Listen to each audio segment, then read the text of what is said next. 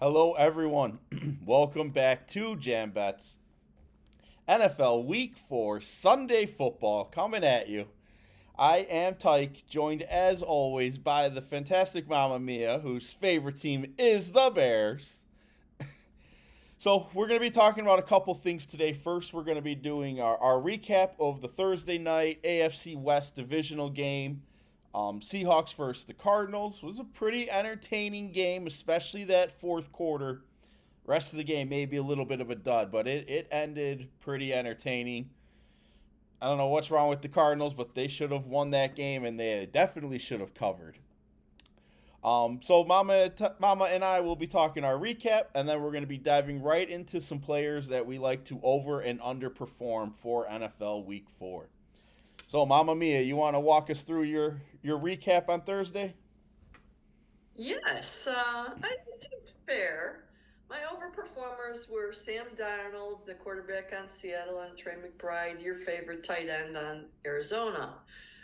Sam was projected for 14.6 points PPR, and he actually put up 17. So he overperformed slightly, threw 26 times, completed 18 of them for 242 yards, one touchdown.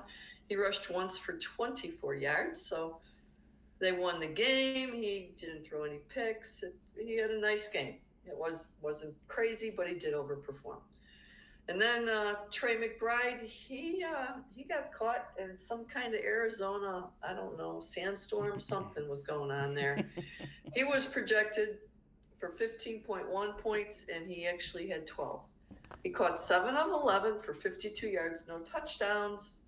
This is the same thing that keeps happening to him. He did lead Arizona in targets. For my underperformers, I had Zach Charbonnet from Seattle on the running backs, and Trey Benson, the also running back, but he was on Arizona. Trey Benson, as you know, is filling in for James Conner, who's out with, I think it's an Achilles issue. So Zach Charbonnet, he was projected for 8.6 points. He actually overperformed it, had 11 points. He only rushed 12 times for 39 yards, but he got a TD, and he caught both his targets for 5 yards. So in PPR, he had 11 points. Trey Benson, there's Trey McBride, and then there's Trey Benson. Two Treys. They need a third Trey. They need a third Trey trade. means three. They need a third one. Maybe that's the problem. Marvin Harrison should change his name to Trey Harrison. To trade drops. You know, he is on pace to have the exact same record that his father had in his first 20 games, That's crazy. which I thought that was bizarre. So I think the problem is that he doesn't have Peyton Manning throwing the ball to him, though. So, but he was projected for 13.1 points, and he actually put up 11. So he did underperform. He had 8 rushes for 35 measly yards. He did catch all 5 of his passes for 19 yards. So he did underperform. So I was probably 50-50 on this. Arizona players did what we expected, or did good in the Seattle players overperformed, and the Arizona players underperformed. So I should have went that way. So Tyke, tell us how you did on Thursday night. Yeah, so I gave out the first player I gave out was Michael Wilson to underperform. His line was set at 24 and a half yards. I don't know why it was set that high. He didn't have that all season, and he continued. He underperformed. He had 3 receptions, 15 yards. So that one got right. And then the one that I was most confident in is my overperformer was Benson. I had his over receiving yards. I thought he was going to do that. However, he did not. He ended with 19. He ended 1 yard short of where I thought he would be for receiving. Um, Walking into the third quarter, he had Jesse. He had, he had 18 or he had 19 yards already. He didn't get a single target or reception in the fourth quarter. And the dogs, these damn dogs are barking. The Let Cardinals the brought it. dogs out. Yeah, let the dogs out. The Cardinals brought in their backup wide receiver or running backs. And Benson pretty much was on the bench. He didn't get any targets fourth quarter. Cardinals running backs did have 11 total receptions in the game. So he missed it by the yard. And then the other player I gave out that I liked was JSN. JSN had a pretty sneaky good game again. He had 4 receptions, 79 yards, averaged like 19 yards per reception, 18 yards per reception. He had a pretty good game. But let's move on to week 4.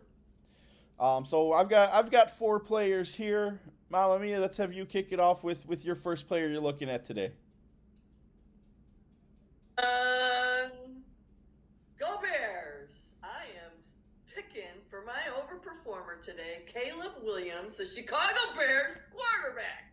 Woo! He is in Las Vegas, which is a home game. He's improved each week. Week 1, he had 210 yards, 1 TD.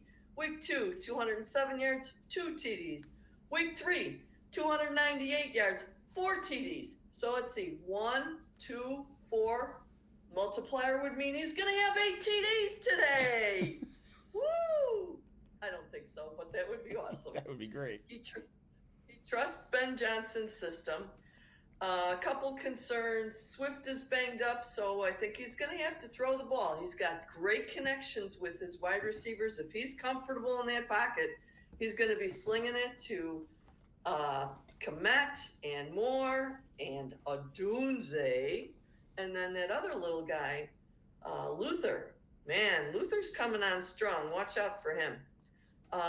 Darnell Wright is out, so we're going to have to worry about him. And we think Benedette or the rookie Ozzie Trapilo will play at right tackle. And Grady Jarrett on the defense is out too, but I think it'll be a high-scoring game. I think it's going to be a good game. I'm really looking forward to this one, and I hope this is not the last time that I pick Caleb Williams as my overperformer. Who do you got, Tyke? I hope Caleb Williams is an overperformer every game.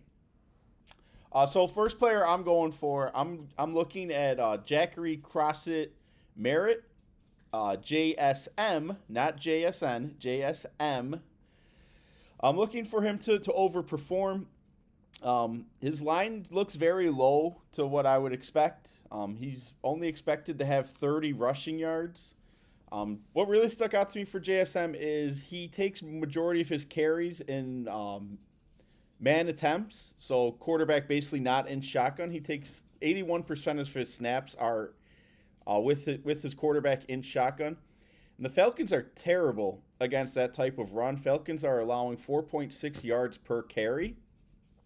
I also see the Commanders having a pretty significant offensive line advantage against the Falcons.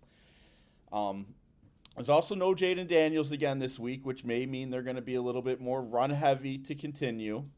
And then what I really found interesting is JSM's carries from week 2 to week 3 increased by 100% with Eckler being out. Now, mind you, he only had 8 carries last week. But that did improve pretty dramatically versus week 2 when they played the Packers and he only had 4, which Eckler played that game and then got injured. So I think it's just a matter of time before he really solidifies, takes over that RB1 position over there.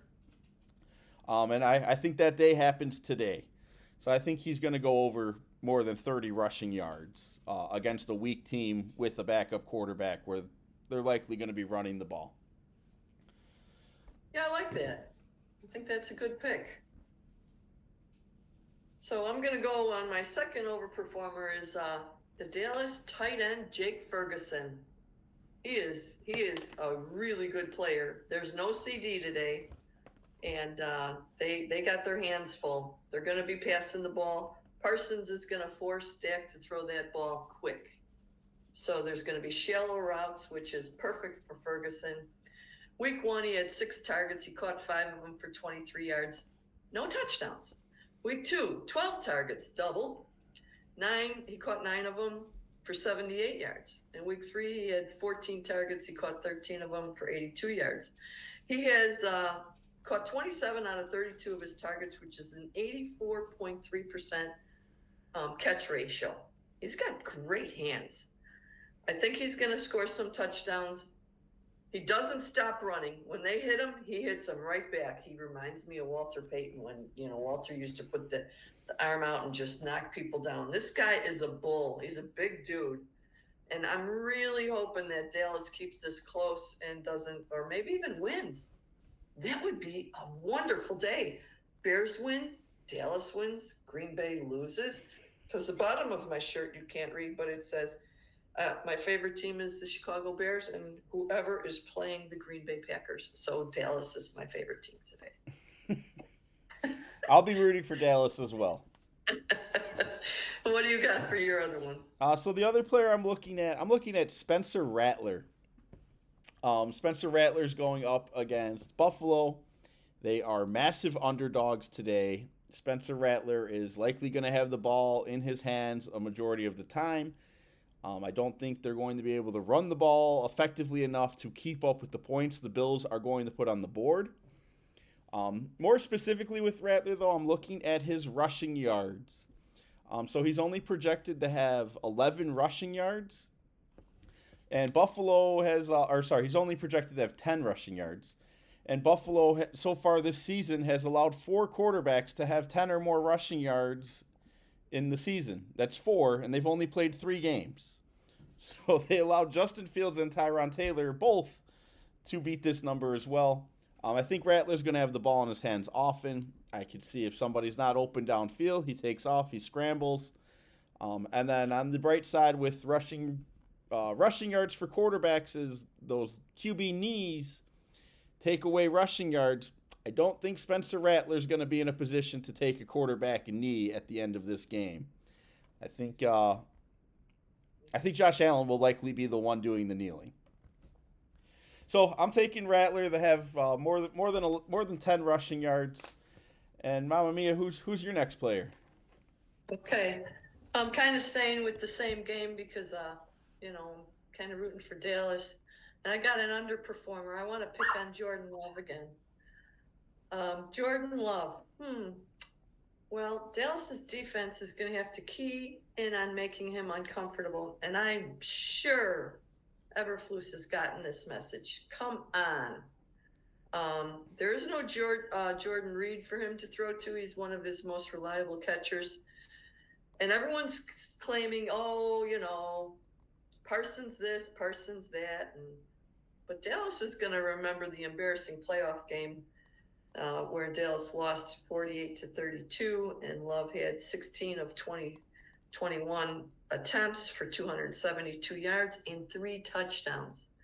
They're not going to want to be embarrassed. The tally on these is even. Green Bay has won 17 of their meets, and Dallas has won 17. But in the last 10, Green Bay has won 9. Dallas has won 1. So Dallas has got to shock some people.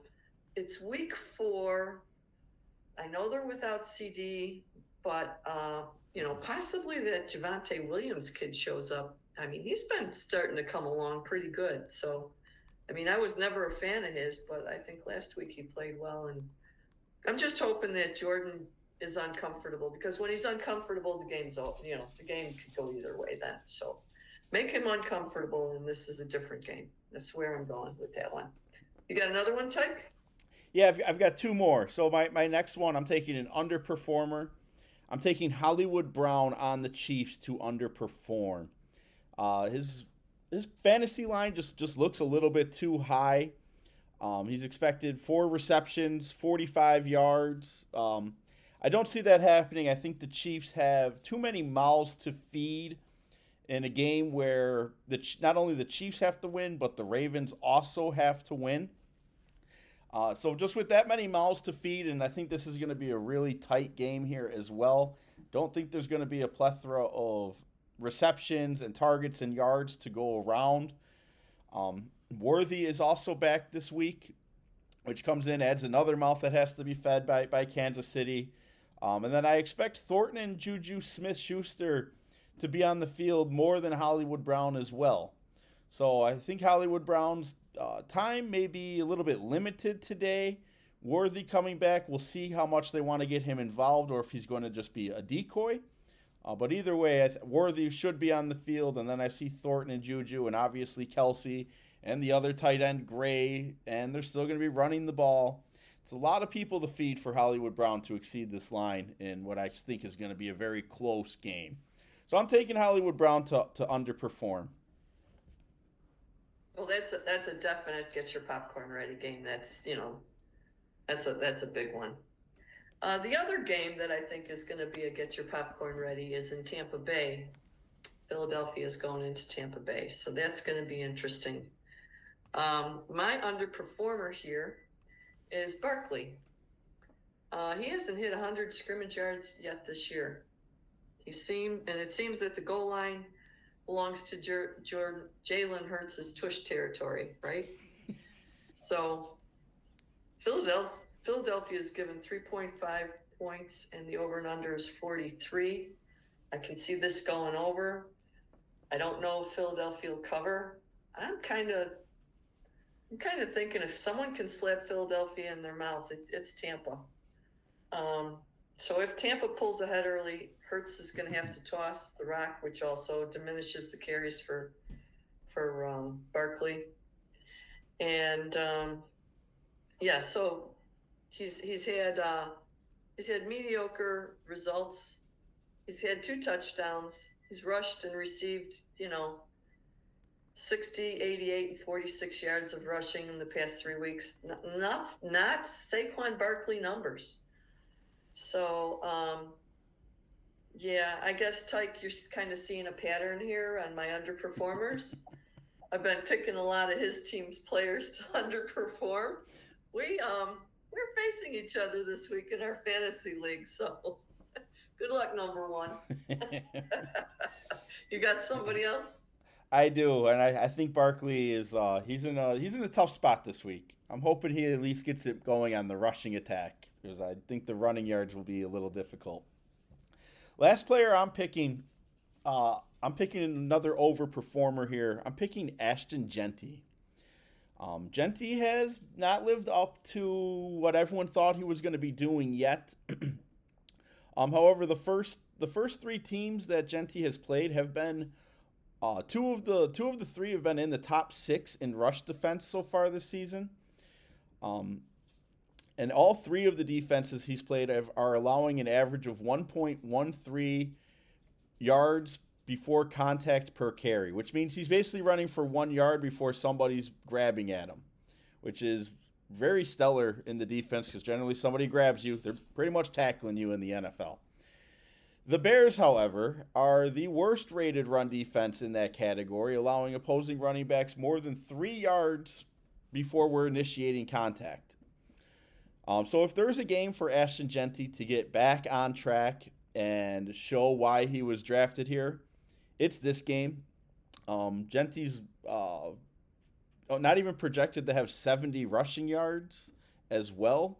So it looks like a pretty good buy low spot. He's come off slow. So it looks pretty low. 70 rushing yards against the Bears defense is something that's probably going to happen more times than not. So I'm looking at Genty. Will be a little bit of a home game for Bears. I saw it was about a 50-50 split. Bears are also missing quite a few defenders out there as well. Defensive tackle Grady Jarrett is out. And then middle linebacker TJ Edwards is playing. I am blanking on his name. Tremaine Edmonds is also listed as out.